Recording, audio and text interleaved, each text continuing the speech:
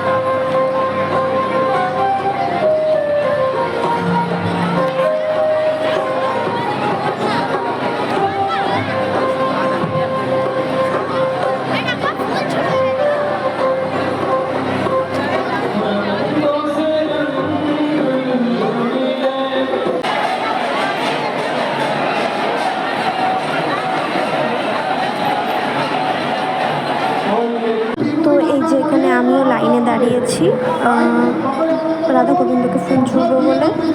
এখানে সবাই লাইন দিয়ে দাঁড়িয়ে এক এক করে সবাইকে সুযোগ দেওয়া হচ্ছে রাধা গোবিন্দকে ফুল উৎসর্গ করার জন্য। তো আমি সেই লাইনে দাঁড়িয়েছি। এই যে ভেতরটা পুরো ফুলে ছড়াছড়ি হয়ে রয়েছে, সবাই এখানে ফুল ছুঁড়ছে রাধা গোবিন্দকে। তো আমিও সেই সুযোগ হাতছাড়া করিনি। যে এখানে দেখতেই পাচ্ছ সবাই যে রাধা গোবিন্দ একদম ফুলে ঢেকে রয়েছে, খুবই সুন্দর দৃশ্য। রাধা গোবিন্দকে আমি ফুল ছুঁড়লাম, খুব খুব খুব ভালো লাগলো, মনটা শান্তি হলো। এই বাচ্চাটা এখানে কি সুন্দর নাচ করছে দেখো। আর এখানে মহিলারা কি সুন্দর নাচ করছেন একসঙ্গে হলুদ শাড়ি পরে। সত্যি বসন্ত উৎসব দেখে ভালো লাগছে।